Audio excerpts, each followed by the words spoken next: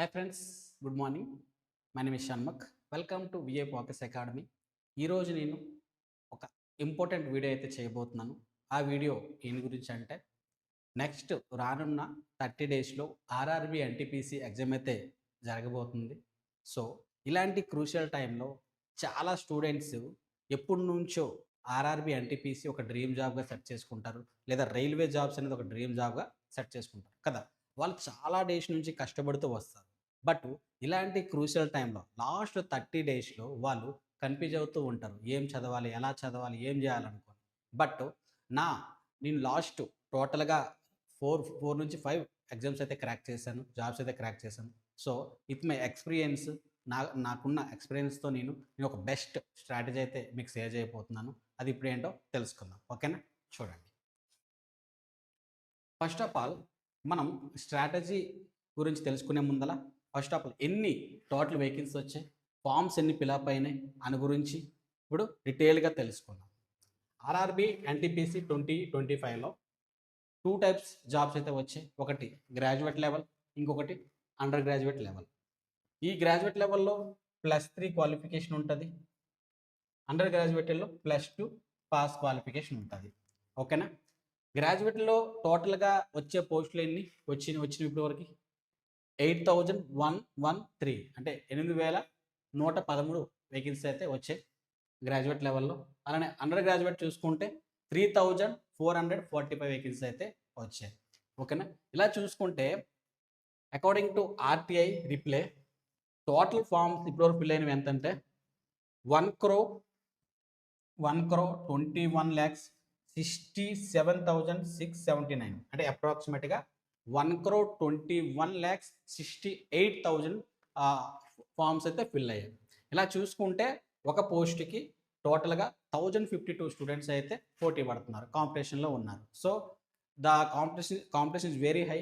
కాబట్టి మీరు చాలా బాగా ప్రిపేర్ అవ్వాలి ఈ 30 డేస్. ఈ 30 డేస్ మీరు ఎంత బాగా ప్రిపేర్ అయితే అంత బాగా మీరు మెరిట్‌లో ఉండే అవకాశం ఉంటది. ఓకేనా? లెవెల్‌లో చూసుకుంటే number of name of the post చూసుకుంటే chief commercial cum ticket supervisor ఉంటది. లెవెల్ చూసుకుంటే ప్రెజెంట్ 7th పే ఉంది.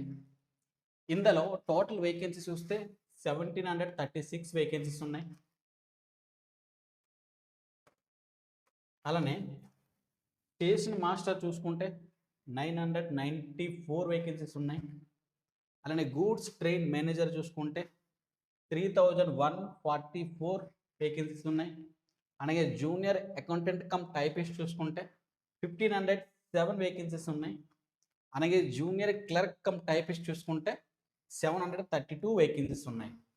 అంటే టోటల్‌గా 1, 2, 3, 4, 5 టైప్స్ ఆఫ్ పోస్టులు ఉన్నాయి. ఆ టోటల్‌గా 5 పోస్టులకి వేకెన్సీ ఎంత? 8113 వేకెన్సీస్ అయితే ఉన్నాయి. Vacancies are good. ఎవరైతే మంచిగా ప్రిపేర్ అవుతారో ఖచ్చితంగా మెరిట్‌లో ఉంటారు, జాబ్ క్రాక్ చేస్తారు. సో, వేకెన్సీస్ ఇలా ఉన్నాయి. ఓకే. నెక్స్ట్ చూడండి.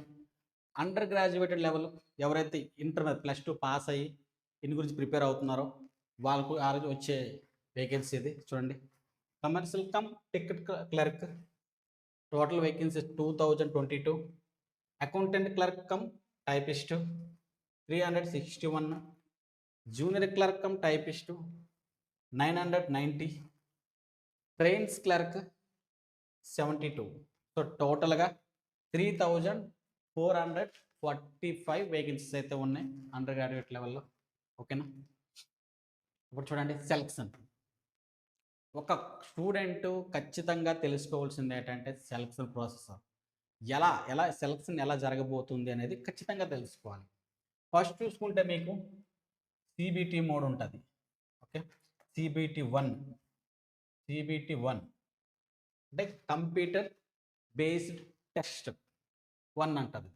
వన్స్ మీరు ఈ 1 క్లియర్ అయితే మీరు నెక్స్ట్ సీబీటీ 2 గురించి ప్రిపేర్ అవ్వాలి. ఈ ఎగ్జామ్ కూడా మీరు రాయాలి. CBT computer based test 2. Once CBT 2 కూడా క్లియర్ అయిపోతే నెక్స్ట్ మీకు ఉంటుంది అకార్డింగ్ టు పోస్ట్ ఏముంటుంది? Typist skill test, CBAT skill test అనేది ఉంటుంది.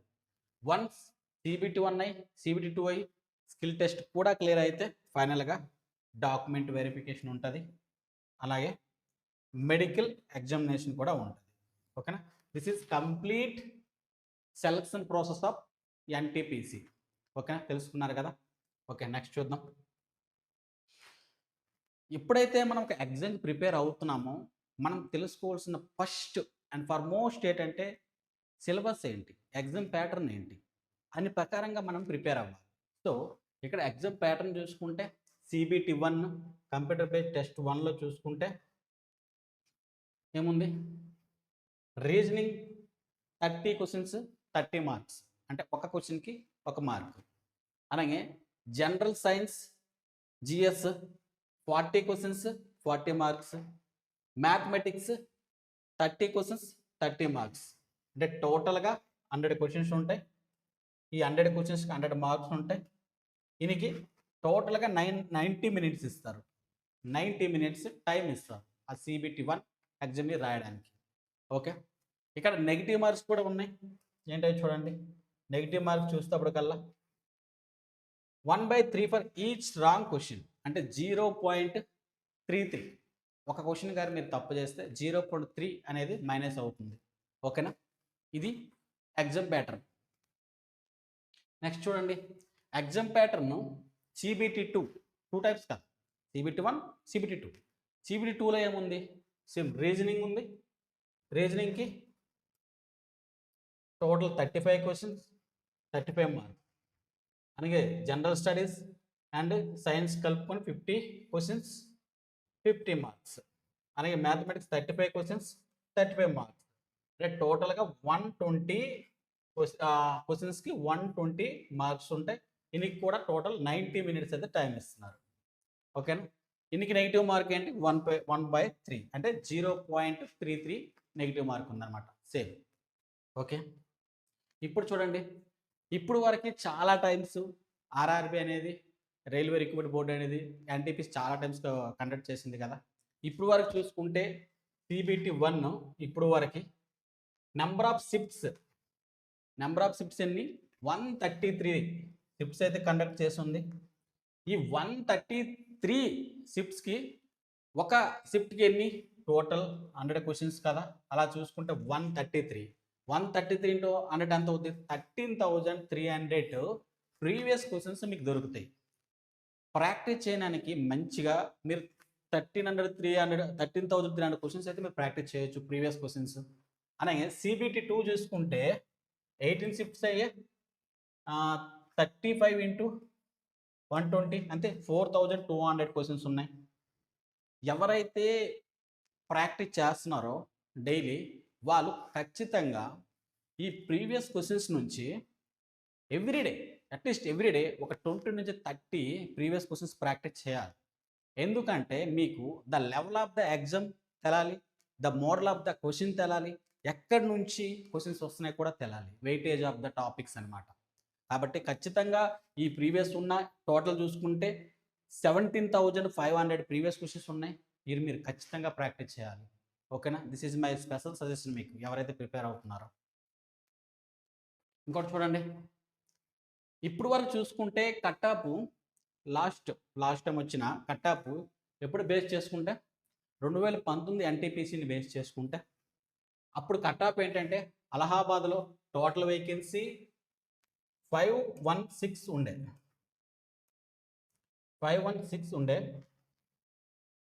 అన్రిజర్వ్డ్కి 88.66 కట్టాప్.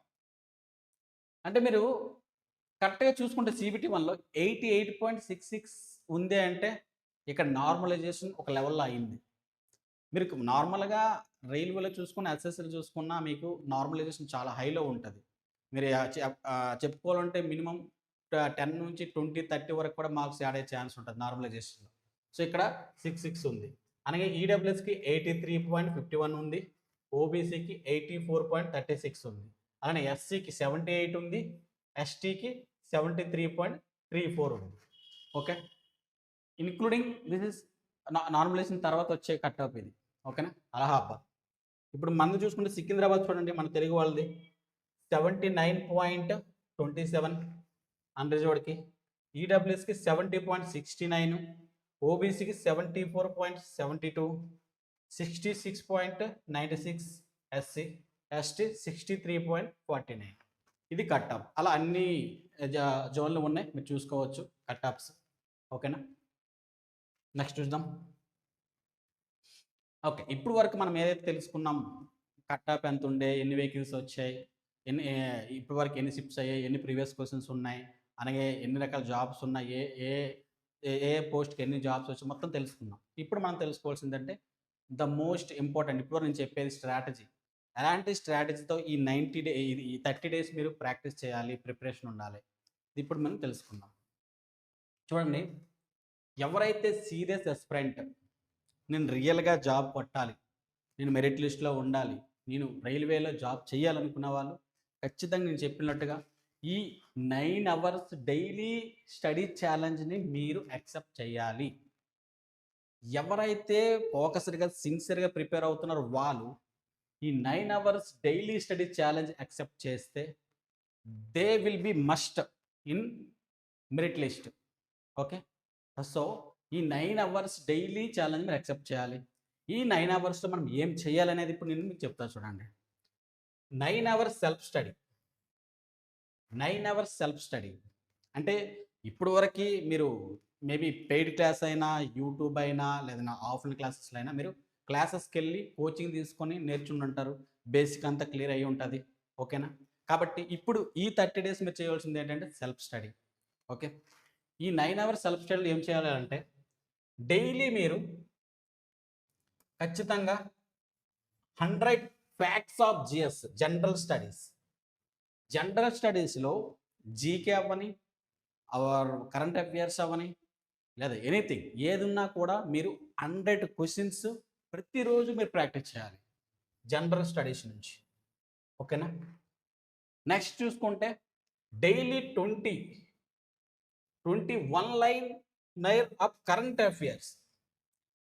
అఫైర్స్ డైలీ చదవాలి కదా. ఎవరైతే డైలీ అప్డేటెడ్గా కరెంట్ అఫైర్స్ ప్రిపేర్ అవుతారో వాళ్ళు నో ప్రాబ్లం, వాళ్ళు ఈజీగా రివిజన్ చేయొచ్చు.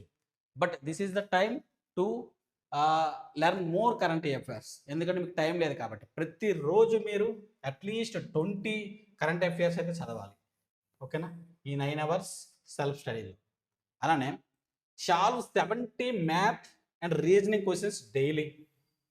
ఇక్కడ నుంచి ఈ 30 డేస్ మీరు ఏం చేయాలంటే మ్యాథమెటిక్స్ నుంచి, రీజనింగ్ నుంచి 70 క్వశ్చన్స్ మీరు ప్రాక్టీస్ చేయాలి. అది ఎలా చేస్తారంటే మేబీ చాలామంది యూట్యూబ్ చూస్తూ ప్రాక్టీస్ చేస్తారు, చాలామంది సెక్షన్ మోక్ టెస్ట్ అటెంప్ట్ చేస్తారు, ఫుల్ మోక్ టెస్ట్ అటెంప్ట్ చేస్తారు, చాలామంది ప్రీవియస్ క్వశ్చన్స్ అటెంప్ట్ చేస్తారు. మీరు ఏం చేసినా కూడా ఖచ్చితంగా ప్రతిరోజు 70 క్వశ్చన్స్ అంటే 35 మ్యాథ్స్, 35 రీజనింగ్ డివైడ్ చేసుకొని మీరు డైలీ ప్రాక్టీస్ చేయాలి. అప్పుడు మాత్రమే మీకు మ్యాథ్స్లో, రీజనింగ్లో ఒక గ్రిప్ వస్తుంది. అక్కడ ఇచ్చే టైంకి మీరు కరెక్ట్గా సెట్ అవుతుంది, క్వశ్చన్ సాల్వ్ చేయడానికి మీకు టైం సరిపోతుంది, లేదంటే కష్టం. అనితో పాటు daily 1 mock test, sectional test attempt చేయాలి. ఇప్పుడు వరకు మనం ఎంతైతే చదివామో ఈ చదివింది మీరు ఏమాత్రం ఎంతవరకు మీరు స్కోర్ తేగలరు, మీరు ప్రజెంట్ ఎక్కడ స్టాండ్ అయి ఉన్నారు అది తెలుసుకోవాలంటే వన్ అండ్ ఓన్లీ ఆప్షన్ ఏంటంటే మోక్ టెస్ట్. మీరు కానీ మోక్ టెస్ట్ అటెంప్ట్ చేస్తే మీకు అవుట్ ఆఫ్కి ఎంత స్కోర్ వస్తుంది, ఏ సబ్జెక్ట్స్ వీక్ జోన్లో ఉన్నాయి, ఏ సబ్జెక్ట్స్ స్ట్రాంగ్ జోన్లో ఉన్నాయి, అలాగే ఏ చాప్టర్స్ ఇంకా మీరు నేర్చుకోవాలి, ఏ చాప్టర్స్ ఇంకా మీరు బాగా చేస్తున్నారు, ఇవన్నీ తెలుసుకోవాలి. అనలైజింగ్ అనేది చాలా ఇంపార్టెంట్. కాబట్టి మీరు ఖచ్చితంగా డైలీ మోక్ టెస్ట్ అటెంప్ట్ చేయాలి. అది ఫుల్ మోక్ టెస్ట్ అవని, సెక్షనల్ మోక్ టెస్ట్ అవని ఖచ్చితంగా అటెంప్ట్ చేయాలి ఈ 9 అవర్స్ సెల్ఫ్ స్టడీలో. ఓకేనా, ఇక్కడ చూడండి డైలీ రొటీన్. ఇప్పుడైతే నేను చెప్పా 9 అవర్స్ సెల్ఫ్ స్టడీ చేయాలి, బట్ ఏ సబ్జెక్ట్కి ఎంత టైం కేటాయించాలి ఇవ్వాలి అనేది ఇక్కడ ఇంపార్టెంట్. డైలీ రొటీన్ చూసుకుంటే మీరు మ్యాథమెటిక్స్కి 2.5 అవర్స్ ఖచ్చితంగా డైలీ మీరు ఇవ్వాలి. Okay, 2.5 hours. అలాగే రీజనింగ్కి 1 అవర్ నుంచి 1 hour to 1.5 hours is enough.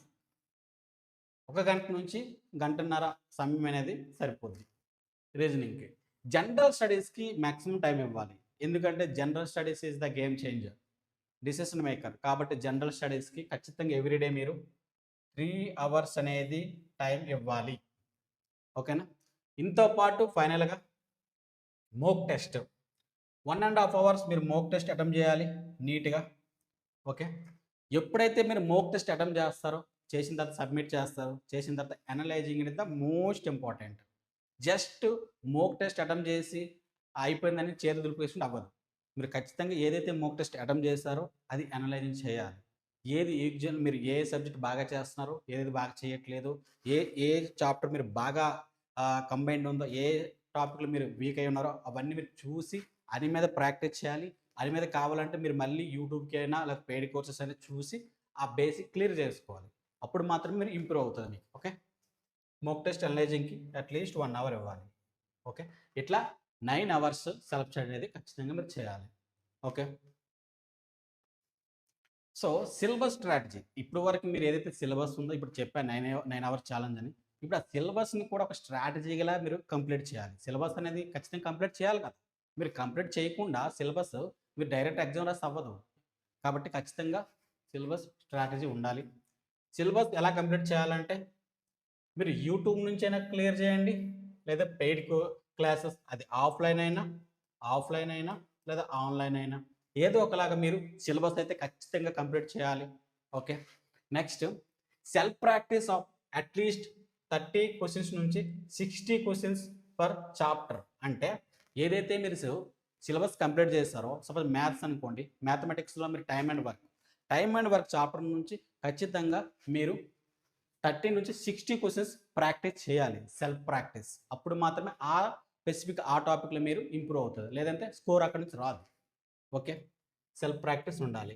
దాంతో పాటు sectional mock test or quiz of each chapter. సిలబస్‌లో ప్రతి చాప్టర్ అంటే రీజనింగ్ అవ్వని, జనరల్ స్టడీస్ అవ్వని, మ్యాథ్స్ అవ్వని. మీరు చేయాల్సింది ఏంటంటే సెక్షనల్ మోక్ ఖచ్చితంగా అటెండ్ చేయాలి. ఓకే. దాంతో పాటు క్విజెస్ ఉంటాయి కదా! చిన్న చిన్న 10 మార్క్స్, 5 మార్క్స్ క్విజెస్ ఉంటాయి. అవి కూడా అటెంప్ట్ చేయాలి. అదొక వన్ ఆఫ్ ద ప్రాక్టీస్ అది. మీరు మోక్ టెస్ట్ ఎన్ని అటెంప్ట్ చేస్తే అంత మంచిది. ఎందుకంటే మీకు టైమ్‌తో అది రిలేవెంట్ కాబట్టి మీరు పక్కనే టైం ఉంటది. మీరు సాల్వ్ చేస్తుంటారు కాబట్టి వితిన్ టైమ్‌లో మీరు సాల్వ్ చేయడానికి మీకు ఒక ఛాన్స్ దొరుకుతదనమాట. కాబట్టి నంబర్ ఆఫ్ మోక్ టెస్ట్ ఖచ్చితంగా అటెంప్ట్ చేయాలి. అలాగే quizzes of each chapter attempt చేయాలి. ఓకే. తర్వాత ఇంకొకటేంటంటే సాల్వ్ సాల్వ్స్ ఆర్ఆర్‌బీ 2024 రీసెంట్‌గా ALP technician, RPF, JEE exams అయితే జరిగాయి. ఇవి ఎవరు కండక్ట్ చేశారు? ఆర్ఆర్‌బి. కాబట్టి ఆర్ఆర్‌బి అనేది 2024లో ఎలాంటి ప్యాటర్న్‌తో వచ్చింది? ఎలాంటి క్వెషన్స్ డిజైన్ చేసింది? ఏ చాప్టర్ నుంచి ఎన్ని క్వెషన్స్ వచ్చాయో మీరు తెలుసుకోవడానికి ఇది వన్ ఆఫ్ ద బెస్ట్ ఆహ్, ఆప్షన్ అనమాట. మీరు ఈ ఆర్ఆర్‌బి 24లో ఉన్న ప్రతి ఏఎల్‌పి టెక్నీషియన్, ఆర్‌పిఎఫ్, జేఈ ఒక ప్రీవియస్ క్వెషన్స్ మీరు అటెంప్ట్ చేయాలి. ఓకేనా? టాప్ క్వెషన్స్ మీరు ఖచ్చితంగా అటెంప్ట్ చేయాలి. అలాగే ఇంకొకటేంటంటే last 8 months current affairs revision చేయాలి. ఇప్పటి నుంచి లాస్ట్ 8 మంత్స్ కరెంట్ అఫైర్స్ మీరు ఖచ్చితంగా అటెంప్ట్ చేయాలి. అంటే రివిజన్ చేయాలి. రివిజన్ చేస్తేనే మీకు గుర్తుంటది. మీరు ఎగ్జామ్‌లో అటెంప్ట్ చేస్తారు. లేకపోతే చేయలేరు. ఓకేనా? Last 8 months current affairs. Daily 1 mock test attempt చేయాలి. ఇప్పుడే చెప్పాను కదా! డైలీ 1 మోక్ టెస్ట్ అటెంప్ట్ చేయాలి. మోక్ టెస్ట్ అటెంప్ట్ చేసిన తర్వాత ఏదైతే మీరు మిస్టేక్స్ చేశారో అవి మీరు ఒక నోట్స్‌లో రాసుకోవాలి. మిస్టేక్స్ ఏదైతే ఉన్నాయి కదా! నోట్స్‌లో రాసి ఆ టాపిక్ మీద ప్రాక్టీస్ చేయాలి. లేదా క్లాసెస్ వినాలి. బేసిక్ క్లియర్ చేసుకోవాలి. ఓకేనా? This is mock test. తర్వాత మిస్టేక్స్‌ని రాసుకొని దాని మీద ప్రాక్టీస్ చేయాలి. This is the syllabus strategy of RRB, NTPC. ఓకేనా? మీరు ఇలాగనే ఫాలో అయితే ఖచ్చితంగా మీరు మంచిగా ప్రాక్టీస్ చేసి ప్రిపేర్ అయ్యి మీరు ఆర్ఆర్‌బి, ఎన్‌టిపిసి ఎగ్జామ్ అయితే అపియర్ అవుతారు. ఓకేనా? If you like this video, like my video and subscribe my channel, share my channel. Thank you for watching my video.